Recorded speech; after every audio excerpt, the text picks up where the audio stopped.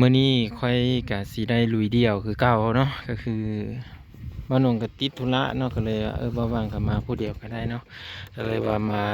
สิไปหาน้องสายฟ้าเนาะระยะเส้นทางแต่บ้านค่อยมานี่ราวๆครับ30ปลายลักไว้น้อง34 35ลักเนาะอันนี้ยังบ่ทันครึ่งซ้ำนี่เนาะก็ใกล้สิฮอดทางแว่แล้วแหละไปทางหน้าก็สิฮอดทางแว่เนาะค่อยก็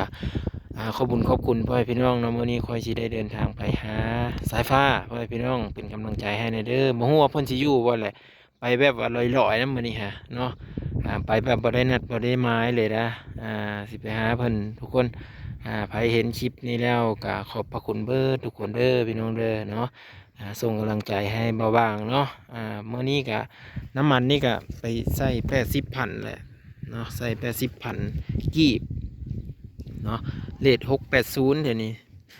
80,000กีบนี่บ่ฮู้ว่ากลับมานี่สิได้ใช้อยู่พี่บ่เนาะเพราะว่าอันนี้มันก็ลงไปหลายเติบแล้วเด้ใส่บ่เต็มเนาะยังขีดหนึ่งยังสิเต็มเนาะระดับแสนพุ่นแหละเนาะ